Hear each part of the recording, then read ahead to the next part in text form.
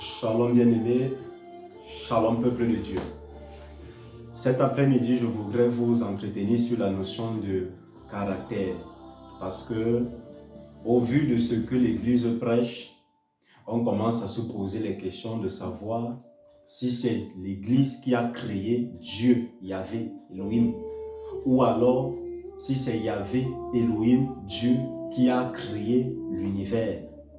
Parce que les enseignements, je ne vais pas vous mentir, prêtent à confusion. Surtout avec la notion que je vais aborder de caractère, comme je dis tantôt. Vous savez, je ne suis pas de ceux qui sont des suiveurs, de ceux qui écoutent les gens et qui acclament les messages des hommes de Dieu. Je suis de ceux qui affrontent leur réalité, qui entrent dans les Écritures et qui veulent comprendre ce qui jalonne la scripture des Écritures. Et c'est cette manière-là que vous devez rechercher à vrai dire pour comprendre ce que vous êtes, qui vous êtes, ce à quoi vous êtes appelé. Le caractère, nous entendons de plus en plus les gens dire qu'à cause de ton mauvais caractère, Dieu ne peut pas t'utiliser. À cause de ton mauvais caractère, la puissance que Dieu va te donner sera limitée. Il y a un problème avec ces prédications. Parce que quand nous observons les Écritures, nous constatons que ce n'est pas ce que les Écritures nous disent. Je prends l'exemple terre à terre comme la colère.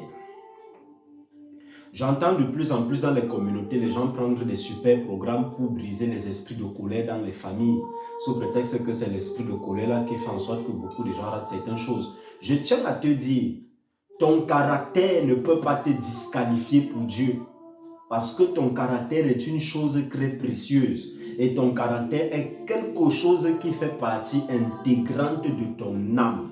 Est-ce que tu me comprends?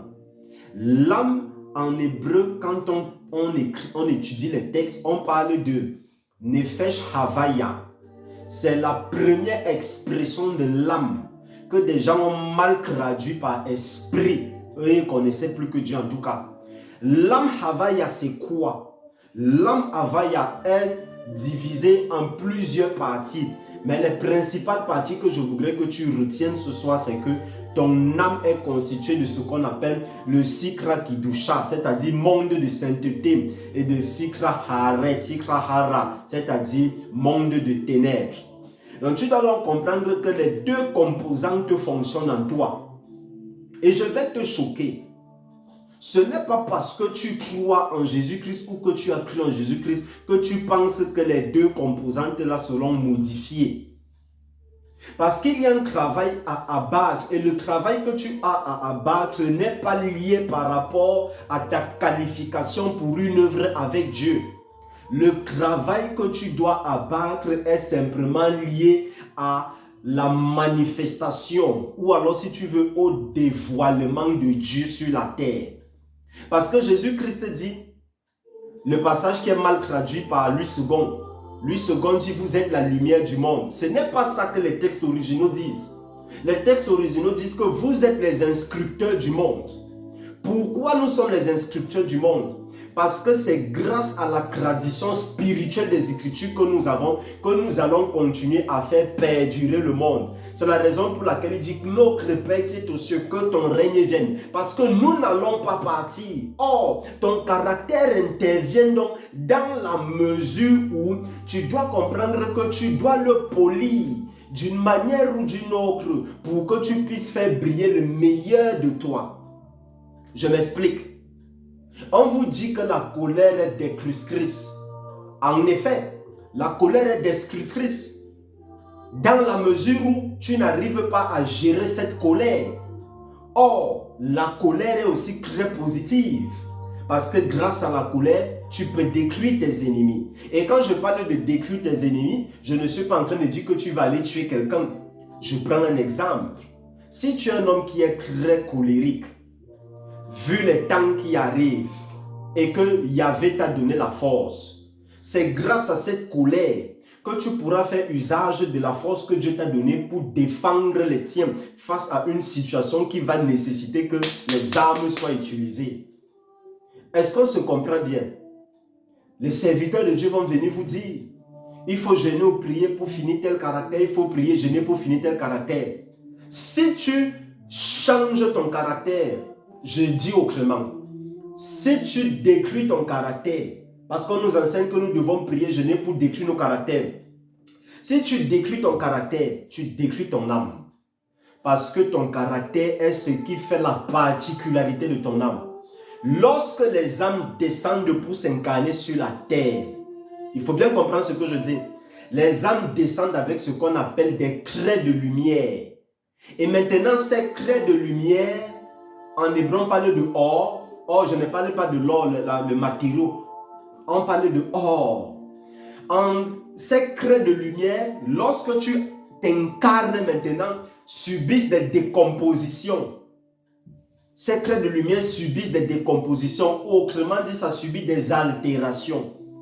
Le plus gros travail de quelqu'un qui croit, qui marche dans le chemin de la lumière, je ne parle pas en Jésus-Christ, je dis la lumière. Pourquoi je dis la lumière? Parce que Machia est la lumière.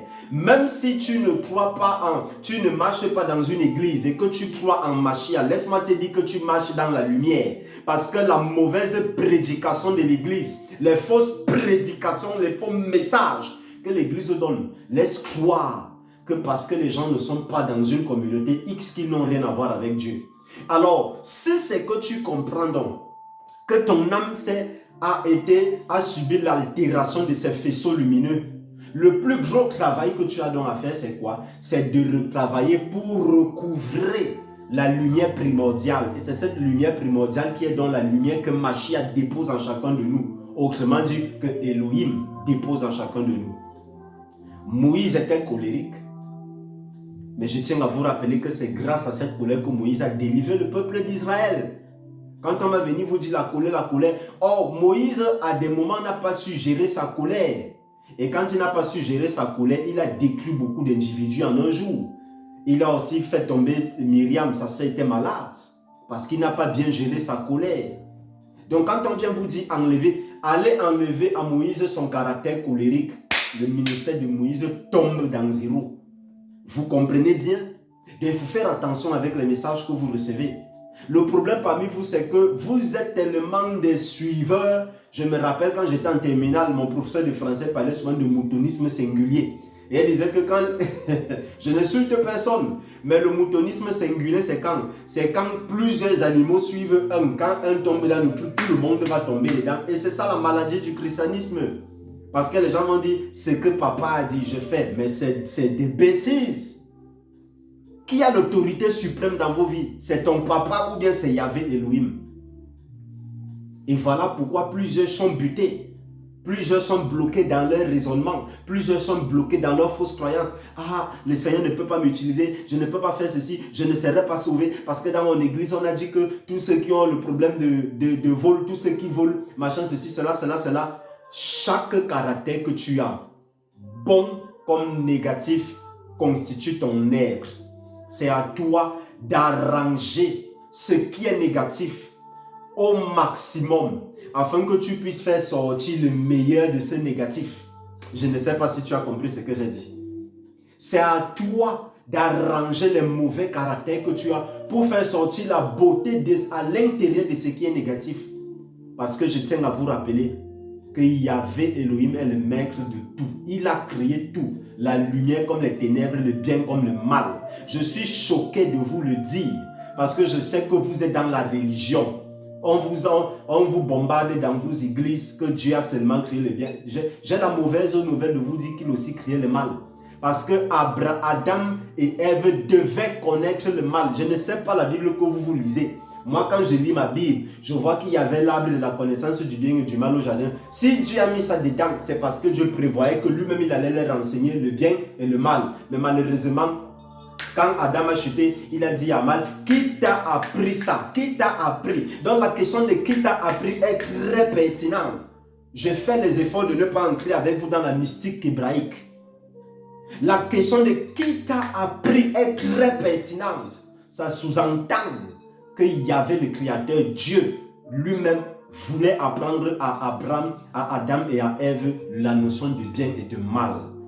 Donc faites attention avec vos doctrines qui vous cassent la tête, qui abrutissent. J'ai beaucoup à dire sur le sujet. Parce qu'aborder la question de caractère va me pousser à aborder la notion de ce qu'on appelle clipote. Et je ne peux pas aborder la notion de clipote avec les expressions du christianisme parce que le christianisme est à côté de la vérité des textes.